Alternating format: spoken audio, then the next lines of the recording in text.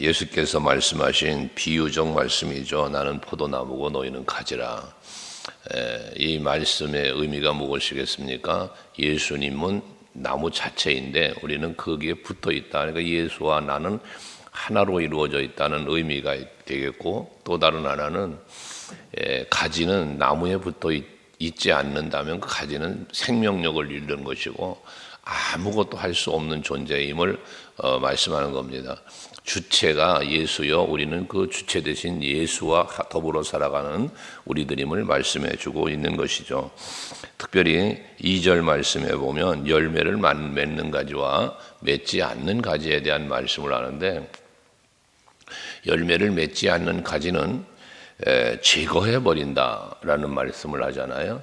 열매를 맺지 않으면 제거가 되는데, 열매를 맺는 가지는 더 열매를 맺을 수 있도록 깨끗하게 하신다는 말씀을 해요. 그러니까 열매를 맺지 않는 가지는 그 가지 자체로 볼 때는 버림받은 것과 똑같은 거죠. 그런데 열매를 맺는 가지는 이 열매를 더 맺게 하기 위해서 깨끗하게 하는 건 가지 자체를 깨끗하게 하는 것도 있지만, 그 가지가 열매를 많이 맺으시도록 주변에 가진 열매 맺지 못하는 가지를 정리하시겠다는 의미도 되잖아요. 그러니까 우리가 신앙생활하면서 맺어야 할 열매들은 많은 열매들이 있는데, 성경이 말하는 열매들, 사도 바울을 통하여서 말씀하고 있는 이 열매들은 빛의 열매, 의의 열매, 거룩함에 이르는 열매, 성령의 열매 등등 많은 열매를 말씀하고 있어요. 근데 그 열매는 늘 말씀드리지만 우리들의 삶이라고 그랬죠. 성경에서 말하는 열매는 우리들의 생활의 모습이에요. 삶의 현실적인 우리들의 삶의 모습이거든요. 그것이 곧 열매가 되어진다는 거예요. 그러니까 예수님에게 붙어있는 내가 맺어야 될 열매는 예수님에게로부터 공급되는 은혜로 말미암아 맺어지는 삶이에요. 하나님께서 내게 베푸신 예수 그리스도를 통하여 우리에게 주신 은혜를 우리는 힘입었으니까, 그 사랑을 힘입었으니까 그 은혜와 사랑을 받은 자로 합당하게 살아가는, 에베소서에서 바울이 말하고 빌립보서에서도 말하는 복음에 합당한, 그리스도인으로서 합당한 이 삶을 결과적으로는 포도나무에 비유한 열매를 맺는 성도의 삶이라고 말할 수 있는 것입니다. 여러분들은 항상 신앙생활 속에서 이렇게 열매 맺는 삶을 사셔서 더 많은 열매를 맺을 수 있도록 관리해 주신 하나님의 은혜 속에 살아가시는 여러분들이 될 수 있기를 바랍니다. 그 달란트의 비유에서도 보면 5달란트와 2달란트와 1달란트를 맡겨놓은 주인이 돌아와서 계산을 할 때에 남긴 자와 땅속에 묻었다 가져온 1달란트와 대조를 이루는 것이 무엇입니까? 남긴 자에게는 착하고 충성된 종이라고 말씀하면서 그들이 남긴 것 다 그 남긴 종에게 맡기고 그로 하여금 더 많은 일을 할 수 있도록 하셨다는 거잖아요. 근데 땅속에 묻어두었던 자는 있는 것도 빼앗아 가지고 10달란트 있는 자에게 주어라 라고 말씀하는 비유의 말씀이 있습니다. 그리고 악하고 게으른 종이라고 말합니다. 하나님이 보시기에 합당하지 못하게 산 자의 모습을 말하는 것이죠. 여러분들이 항상 남긴 자의 마음, 또 충성된 자의 삶, 이것이 여러분의 삶의 모습으로 나타나서 하나님에게 기쁨도 드리고, 여러분들에겐 그 남긴 자가 합당한 주인의 잔치에 참여하리라라고 말씀하신 그 은혜가 여러분들에게 누림이 될 수 있기를 바랍니다. 그러면서 깨끗하게 하신다는 말씀을 하면서 3절에 보면 너희는 내가 일러준 말로 이미 깨끗하여졌으니 라고 말씀을 해요. 그러니까 여기서 내가 이미 준 말로라는 말씀을 하는데, 이미 주신 말씀이 무슨 말씀입니까? 예수님께서 저들에게 주신 말씀은 결과적으로 앞에서 계속해서 말씀하셨던 내가 곧 길이고 진리고 생명이다. 나로 말미암지 않고는 아버지께로 올 수가 없다. 그래서 너희는 항상 내 안에 거해라. 이런 말씀을 계속 요한복음에 하고 계시잖아요. 이 깨끗해지는 것은 결과적으로 무엇으로 깨끗해지는가? 성령으로 깨끗해지는 거예요. 우리의 생각이 바뀌고 삶이 바뀌는 변화를 의미한다 그 말이거든요. 그러니까 여러분들이 정말 정결한 삶, 깨끗한 삶, 그런 거기에 합당한 열매를 맺는 것은 여러분들이 성령 충만 받아서 여러분들의 생각이 바뀌고 삶이 바뀌는 여러분들이 되어짐이 진정한 깨끗함이라는 것입니다. 우리가 이 제자들의 발을 씻기시는 것에서 말씀하셨지만 이 베드로와의 대화 속에서 씻겨준다고 하니까 아닙니다라고 말할 때 안 씻기면 너와 나와 관계없어라 말씀하시면서 이제 머리부터 발끝까지 다 씻어달라고 또 그러니까 너는 발만 씻으면 돼라고 말씀하셨다. 이런 모습들 이게 전부 다 말씀으로 심령을 살피며 예수를 그리스도로 믿으며 따르며 가는 모든 모습이 깨끗하게 되어진 자의 삶의 모습이라는 것이죠. 여러분들도 이미 예수를 믿고 이렇게 성전에 나와 예배하고 하나님을 내가 의지하는 믿음의 대상으로 삼으시고 기도하며 예배한다는 것, 이 자체가 이미 여러분은 깨끗함을 얻었다라고 말할 수 있는 것 아니겠습니까? 그러니 그 깨끗함을 유지하시면서 다시는 여러분 더럽혀지지 않도록 자신의 정결한 모습으로 살아갈 수 있기를 바랍니다. 그러시면서 4절에 보면 내 안에 거하라는 말씀을 또 반복해서 합니다. 요한복음에서 굉장히 많이 나오는 말씀 아닙니까? 내 안에 거해라, 내가 너희 안에 거한다 등등으로 이 안에 거한다는 것은 하나님 내 은혜 속에 살아가는 걸 말씀 안에 살아가는 것을 의미하고 있다고 보는데, 여러분들이 항상 예수 안에서 살아가는 성도가 돼야 돼요. 그럼 예수 안에 산다는 것은 말씀 안에 사는 거요, 믿음 안에 사는 거요, 하늘의 소망을 갖고 사는 것이 곧 예수 안에 사는 삶의 모습이죠. 그러므로 여러분들이 예수 없이는 살 수 없는, 예수와 동떨어진 삶이 아닌 예수와 함께하는, 예수와 동행하는 삶을 말씀하고 있습니다. 그래서 예수 안에 거하라고 말씀하면서 가지가 포도나무에 붙어 있지 않으면 스스로 열매를 맺을 수 없다. 그렇죠. 가지가 나무에 붙어 있어야 생명력이 있고, 그래야 그 생명력이 있으므로 뿌리로부터 공급되어지는 그 줄기를 타고 공급되어지는 영양분을 섭취해야 거기서 열매를 맺을 수 있는 거지. 줄기로부터 떨어진 가지, 잘라진 가지 아닙니까? 이 가지는 생명력이었기 때문에 열매를 맺을 수 없게 된다는 것이죠. 그러니까 우리가 열매 맺는 삶, 계속해서 이 아침에도 말씀드리지만 열매를 맺는 삶을 여러분이 살려면 예수와 더불어 사는 삶이 이루어져야 되는 거예요. 그럼 예수와 함께 산다, 예수와 더불어 산다는 그 의미를 다시 한번 조명해 보면 내 마음에 예수가 계셔야 되는 거예요. 그게 내가 예수 안에 거하는 삶이에요. 그래서 예수님이라면 어떻게 하셨을까? 또 예수님 덕분에 행복합니다는 스티커를 여러분 가지고 계시는데, 그것처럼 늘 예수를 생각하고 사는 거예요. 그래서 그분의 뜻을, 그분의 마음을, 그분의 은혜를, 그분의 사랑을 우리가 항상 간직하고, 때로는 감사하고, 때로는 의지하고, 또 때로는 바라보며 따르고, 이런 내 삶의 어떤 방향, 내 삶의 어떤 패턴이 예수로 시작되고 예수로 마무리되어지는 삶을 살아갈 수 있는 여러분들이 되셔야 한다는 거죠. 그래야 열매를 맺을 수 있다는 거예요. 예수 없이는 열매를 맺을 수가 없다. 여러분들이 온전한 믿음의 삶, 소망의 삶, 또 사랑하는 삶, 내가 너희를 사랑한 것 같이 너희도 서로 사랑을 하라는 것처럼 믿음도 소망도 사랑도 예수가 없으면 여러분 삶 속에서 맺어질 수가 없는 거예요. 그러므로 항상 예수를 생각하며 사시고 그 은혜를 기억하며 사시고 감사하며 사시고, 그러면 그것이 곧 여러분의 삶의 열매로 연결되어진다는 것입니다. 다시 한번 5절에도 나는 포도나무여 너희는 가지라고 말씀하면서 예수 안에 예수와 더불어 살아가는 삶이 되지 않으면 나를 떠나서는 너희가 아무것도 할 수 없다. 예수가 없으면 우리는 예수 안에 살 수가 없어요. 그러니까 제자들을 보시면 예수님이 계신 곳에 제자들이 있었잖아요. 함께 했어요. 그러면 병든 자가 찾아오면 고쳐주시고, 물이 변해 포도주도 되게 하시고, 많은 기적과 이적을 행하셨지 않습니까? 그러던 어느 날 예수님께서 변화산을 올라가시잖아요. 근데 그때 마가복음 9장에 보면 아들이 병들었는데 그 병든 아들을 고쳐달라고 제자들에게 찾아왔지만 제자들은 못 고쳐주는 거예요. 그 나중에 변화산에서 내려오시는 예수님을 만난 그 아이의 아버지가 선생님 나 제자들에게 찾아와서 고쳐달라고 했지만 못 고칩디다. 근데 선생님 할 수 있으면 좀 고쳐주세요라는 이야기를 하면서 예수께서 할 수 있거든이 무엇이 말이냐, 믿는 자에게는 능치 못할 일이 없다고 말씀하며 아들을 고쳐주셨잖아요. 예수님이 없으면 아무것도 할 수 없는 그러한 이 사람들이 제자들이에요. 그것처럼. 그런데 나중에는 어떻게 됐어요? 예수님은 하늘로 올라가셨어요. 예수님 없어요. 그런데 마가다락방에 성령이 임했어요. 성령을 받으니까 예수님이 하셨던 일을 저들도 할 수 있고 그보다 더 큰 일도 할 것이다라고 말씀하신 대로 얼마나 많은 일들을 사도들이 감당하면서 하나님 나라 확장을 이루어 갑니까? 이것처럼 여러분들도 마찬가지입니다. 예수가 없는 여러분의 믿음은 헛것이에요.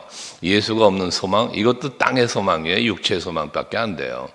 그러므로 여러분들이 항상 예수 안에 계시면서 예수를 생각하고 기억하면서 살아갈 때 거기에 여러분들이 능력자가 되는 거예요. 사도 바울이 그러잖아요. 내게 능력 주시는 자 안에서 내가 모든 것을 할 수 있다. 능력 주시는 자가 있기에 내가 모든 걸 하는 거지, 능력 주는 자가 없으면 아무것도 못한다는 이야기 아닙니까? 그 바울의 고백과 같은 거죠. 베드로 사도도 4장에서 말하잖아요. 뭐 봉사의 일을 하려거든 하나님이 공급하시는 힘으로 하는 것처럼 해라. 근데 하나님이 공급하시는 힘이 있어야 그 일을 감당하는 거예요. 모세가 이스라엘 백성들을 애굽에서 출애굽시키기 위하여 보냄을 받을 때에 그 스스로는 아무것도 못하는 사람이에요. 하지만 내가 너와 함께 할게 하며 함께 가시니까 놀라운 역사들이 일어나잖아요. 아무것도 아닌 막대기에 불과한 지팡이를 통하여 하나님께서 역사하시니 홍해도 가르시고요, 반석에서 물도 내시고요. 이게 하나님이 함께 하시기 때문에 이루어지는 일이었지, 만약에 하나님이 함께 하지 않았다면 모세의 능력으로는 아무것도 안 되는 거예요. 바로 앞에 가는 것조차 안 되는 거예요. 그런데 하나님이 함께 하시니까 이 모든 것들이 되어지더라는 것입니다. 그래서 여호수아를 세우셔서 모세의 후계자로 세우셔서 가실 때 여호수아서 1장에 보면 강하라 담대해라 좌로나 우로나 치우치지 말아라 하시면서 강력하게 말씀하신 게 뭡니까? 내가 함께 할 것이다. 모세와 함께 한 것처럼 너와도 함께 할 것이다 잖아요. 예수님께서도 제자들과 헤어지는 마지막 마태복음 28장에 보면 세상 끝날까지 내가 너와 함께 할 것이다. 이러한 약속들을 왜 주십니까? 예수와 함께 해야 열매 맺고 예수와 함께 해야 믿음의 승리자의 삶을 살겠기에, 이 사실을 아시기에 말씀하시는 거 아니겠어요? 그래서 여러분 기억하십시오. 예수를 떠나서는 아무것도 할 수 없다.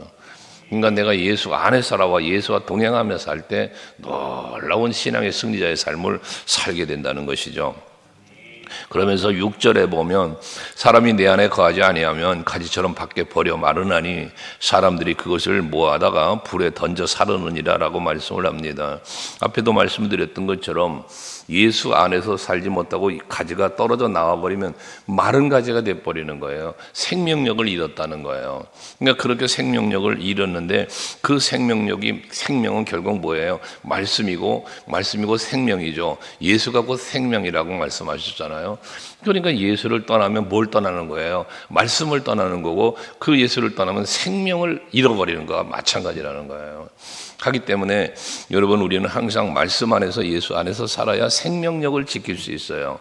에스겔서 37장 1절 이하의 말씀에서 보면 그 에스겔 골짜기에 마른 뼈다귀의 이야기가 있잖아요. 에스겔을 데리고 에스겔 골짜기에 가서 마른 뼈다귀를 보여주시면서 여호와께서 말씀하시는 거잖아요. 야 에스겔아, 너 저 마른 뼈다귀가 살겠다고 믿어지느냐는 거죠.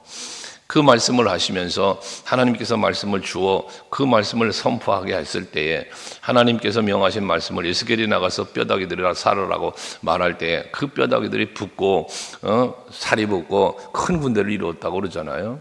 말씀이 들어가니 마른 뼈다귀가 살아나더라는 거예요. 이 에스겔 선지자를 통하여 주시는 그 예언의 메시지가 무엇입니까? 예수가 생명 되시는 예수가 우리 안에 오셔서 그 축복의 복음의 말씀이 우리에게 들어올 때 선포되고 내가 그 말씀을 받아들이면 죽었던 내가 살아난다는 거 아니에요. 이게 생명의 역사예요. 에베소서 2장 1절 말하는 것처럼 허물과 죄로 죽었던 너희를 살리셨도다. 무엇이? 예수 그리스도의 십자가의 은혜와 사랑이 그와 같이 되었다는 거 아니겠습니까? 그러니까 그런데 이제 중요한 게 뭡니까? 내가 예수 안에 산다, 예수와 더불어 산다라고 하는 이 의미 속에는 무엇이 들어있어요? 믿음이라는 게 들어있어요. 믿음. 앞에 1장에서 말씀한 것처럼 예수를 영접한다, 곧 그 이름을 믿는 자들에게 하나님의 자녀가 되는 권세를 주셨다라는 말씀도 하셨는데, 그것처럼 여러분들이 예수를 내 안에 영접하고 내가 예수를 나의 구주로 믿는 그 믿음이 결과적으로 예수께 붙어 있는 삶이요, 예수 안에 사는 삶이라는 거예요. 그 믿음으로 말미암아 내가 믿음으로 살아갈 때 그 삶이 열매고요. 그래서 예수가 없으면 아무것도 못하는 나라는 사실을 여러분 스스로가 인정하시고, 마른 뼈다귀 같은 내가 예수의 그리스도의 사랑으로 은혜로 말씀으로 내가 새 생명 얻어 거듭난 그 새 생명을 얻은 자의 삶을 지금도 살고 있다는 사실을 감사하면서 그 은혜 속에 살고자 늘 힘쓰시기 바랍니다. 7절 이하에 보면 너희가 거하고 내 안에 거하고 내 말이 너희 안에 거하면 무엇이든지 원하는 대로 구해라. 그러면 이루어지리라라 말씀하죠. 예수께 붙어 있는 사람은 구하는 것이 그대로 다 이루어진다는 거예요. 그 구함이 누구에게 구해요? 내게 구하는 거예요. 그러니까 예수께 구하는 거예요. 무엇이든지 구하는데 누구에게 줄기된 곳에 붙어있는 가지는 줄기에게 구하는 거예요. 여러분, 나무로 상식적으로 생각해 보면 가지는 줄기로부터 공급되는 걸 먹는다 그랬잖아요. 그러니까 내가 구하는 대상이 누구여야 돼? 예수여야 된다는 거예요. 근데 신앙생활 한다는 성도들이 필요한 것을 구할 때 예수께 구하는 게 아니라 엉뚱하게 사람을 찾아 구하고 세상을 따라가려고 하는 이런 모습들이 있다는 거죠. 잘못된 신앙의 모습입니다. 언제나 여러분 필요한 것도 있고요. 여러분들이 바라는 것이 있습니까? 그때는 예수를 찾아야 돼요. 그 이름을 부르짖어야 된다고 말이에요. 거기에 놀라운 역사가 기적처럼 일어나게 되어지는 것이죠. 그러면서 그 얻어지는, 구할 때 얻어지는 응답이죠. 응답과 은혜와 축복인데, 이것을 통해서 9절에 보면, 8절에 보면 너희가 열매를 많이 맺으면 내 아버지께서 영광을 받으실 것이요 너희는 내 제자가 되리라라고 말씀합니다. 여러분이 열매를 맺는다는 건 앞에 말했죠. 삶이라고, 믿음으로 사는 거예요. 소망으로 사는 거예요. 사랑하며 사는 거다 그랬어요. 그 삶을 살아갈 때 하나님이 영광을 받으신다는 거예요. 그리고 그 삶의 모습을 볼 때에 내 제자가 되리라고 그래요. 진정한 예수의 제자다운 삶을 살아가는 모습을 말하는 거죠. 어제 아침에도 말씀을 묵상했잖아요. 제자로 뽑혀져서 제자가 아니에요. 제자로 뽑혀졌으나 제자답게 살아야 제자가 되는 거예요. 여러분들이 구원받은 성도가 됐다고 하나님의 다 자녀로 산다. 여러분, 구원받고 택함을 입은 것 중요한데, 택함받은 잡게 구원받은 사람답게 살아가는 이 모습이 진정한 신앙인의 모습이고, 생명력 있는 삶, 신앙의 삶을, 믿음의 삶을 사는 것이라 그 말씀입니다. 그래서 이렇게 하나님께 영광을 돌리는 그런 열매를 맺어야 되는데, 그 열매를 세 가지로 성경에 지금 말하고 있는데, 9절에 보면 제일 먼저 사랑의 열매를 말씀하고 있어요. 아버지께서 나를 사랑하는 것 같이 나도 너희를 사랑하였으니 나의 사랑 안에 거하라. 왜? 사랑 안에 거해야 사랑의 열매를 맺는 거예요. 그것이 하나님께 영광이 되는 것이거든요. 여러분, 항상 예수의 사랑을 본받아야 돼요. 예수님의 그 십자가의 사랑의 실천, 이것을 우리는 본을 받아야 돼요. 그래야 나도 예수님처럼 희생하며 헌신적인 사랑을 실천하는 사람이 되잖아요. 그게 사랑의 열매라는 거예요. 그 열매를 하나님은 기뻐하는 거예요. 우리는 희생하고 내가 헌신하는 것을 우리는 하나님 앞에 예물 드리는 것으로 헌신의 전부인 양 생각하면 안 돼요. 여러분들의 진정한 헌신은 여러분의 희생이에요. 내가 손해보고 내가 낮아지고 내가 겸손하고 이 모든 것들이 그것이 전부 다 사랑에 들어가 있는 것들이거든요. 그게 본질적인 사랑. 예수님이 높은 부자를 버리고 이 땅에 오심, 이게 사랑이잖아요. 자기 생명을 십자가에 못 박아 죽이시는 것, 이게 사랑이죠. 근데 전적으로 자기를 부인하고 자기 십자가를 지고 따라오라고 말씀하신 것처럼 자기 희생이 되지 않으면 이거 온전한 사랑이 될 수 없다고 말이에요. 그래서 여러분들이 하나님이 기뻐하는 사랑의 열매를 맺으려면 자기 희생을 따르는 이 사랑을 해야 된다는 것이죠. 하나님이 기뻐하는 또 하나의 열매는 10절에 말하는 것처럼 내 아버지의 계명을 지켜 그의 사랑 안에 거하는 것 같이 너희도 내 계명을 지키면 내 사랑 안에 거하리라고 했는데, 순종의 열매입니다. 순종의 열매. 하나님이 기뻐하는 것은 사무엘 선지자를 통하여 말씀하신 것처럼 하나님은 수양의 기름보다 순종을 더 기뻐하신다는 거 아닙니까? 그러니까 항상 여러분들이 하나님의 말씀 앞에, 하나님의 뜻 앞에서 순종하기 위해 힘쓰는 여러분이 될 때 그 순종의 삶이 열매라고 그랬잖아요. 순종하는 삶을 살 때 그것이 사랑의 순종의 열매가 되어 하나님께 기쁨이 되어진다는 말씀이죠. 그래서 순종하려니까 하나님의 뜻이 무엇인가, 하나님이 내게 요구하는 건 무엇일까를 늘 헤아리면서 그에 합당하게 살려고 힘쓰는 여러분이 될 때 그게 곧 순종의 열매가 된다고 말씀입니다. 예수께서도 그 순종의 열매를 어떻게 맺습니까? 내 원대로 마시고 아버지 원대로 하옵소서. 베드로가 길을 가르막을 때 그러면 하나님의 말씀이 응하지 않는다. 내가 저 하늘에 있는 영들을 불러내려서 저들을 멸하고 내가 안 가려면 안 갈 수 있어. 안 죽으려면 안 죽을 수 있는 능력이 있는 분이에요. 그런데 그냥 죽음의 길을 간단 말이죠. 그게 순종이에요. 그러니까 여러분들도 내 뜻을 고집하지 말고 내가 바라고 원하는 것만 고집하지 말고 하나님이 원하시고 하나님이 기뻐하실 것이 무엇일까를 헤아려 보시면서 그게 순종할 수 있는 여러분이 되시라는 겁니다. 그리고 또 하나의 열매라면 11절에 내가 이것을 너희에게 이름은 내 기쁨이 너희 안에 있어 너희 기쁨을 충만하게 하려 합니다. 기쁨을 이야기하는데 여러분 기쁨의 열매죠. 다시 말해서 우리가 예수 안에 있어서 기쁘고 예수 안에 있게 즐겁고 믿음으로 말미암아 소망으로 말미암아 사랑으로 말미암아 누릴 수 있는 기쁨이죠. 이 기쁨 속엔 뭐가 있어요? 감사가 있는 거예요. 그러니까 하나님이 기뻐하시는 열매 중에 하나는 내가 기뻐하고 즐거워하며 하나님께 감사하는 열매를 맺는 것, 이것이 곧 하나님이 기뻐하시는 열매가 되어진다는 것이죠. 그것 때문에 고난도 기쁨이 될 수 있는 거예요. 왜? 하나님이 나의 기쁨은 그 하나님의 기쁨이 하나님의 영광인 줄을 믿기 때문에 그 영광을 바라보기 때문에 힘들고 어려운 고난을 당해도 그것이 기쁨이 되는 것이거든요. 빌립보 교회를 편지하는 사도 바울은 빌립보서 4장 1절의 말씀을 뭐라고 합니까? 빌립보 교인들을 향하여 하는 바울의 이 말은 나의 기쁨이요 자랑인 면류관 된 성도라고 얘기해요. 그 빌립보 성도들을 향하여 나의 기쁨이래요. 그리고 나의 면류관인 사랑하는 성도들아, 그 형제라는 이름을 붙이면서 빌립보 교인들을 그렇게 말하거든요. 바울에게는 빌립보 교인들은 기쁨이 되는 거예요. 저들을 바라보면 기쁜 거예요. 또 자기에게 면류관이 된 거예요. 그러니까 이것이 얼마나 그 바울에게는 자랑거리냐고 말이지. 빌립보 교회가 뭐 에베소 교회나 뭐 교회들이 세워가는 교회들이 다 바울에게는 기쁨이요 자랑이요 면류관이라고 생각하는 것들이죠. 그러니까 여러분들도 마찬가지여야 합니다. 여러분에게 소강교회는 기쁨이 되고 자랑이 되고 면류관이 될 수 있는 교회가 되어지길 바라요. 그래야 우리가 이 교회를 중심으로 신앙생활을 하거든요. 신앙생활이 교회관이 오늘날 성도들이 교회관이 무너졌어요. 그러다 보니까 신앙생활이 예수 중심, 교회 중심, 말씀 중심의 신앙에서부터 자꾸 이탈을 하는 거예요. 그러니까 코로나 팬데믹이 몰려오니까 교회를 떠나는 거예요. 여러분 생각해 보세요. 30%가 교회를 떠났다니까요.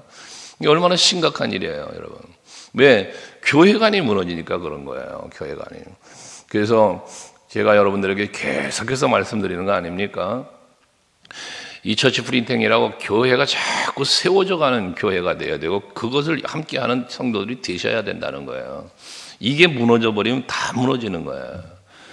반석 위에 세워지는 교회들, 그 예수의 이름 위에 세워지는 교회들.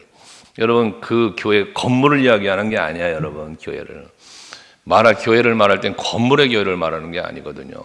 우리의 신앙, 우리의 믿음, 이걸 말하는 거예요.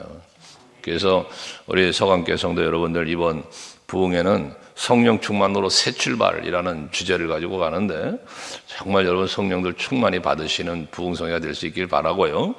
그래서 정말 새로운 시대를 새롭게 출발한다고 했으니까 금년 24년이. 그래서 여러분들이 정말 한번 신앙의 새로운 출발을 해보셔서 아름다운 열매를 예수 안에서 풍성히 맺어가시는 여러분들 될 수 있기를 축원합니다. 기도하시겠습니다.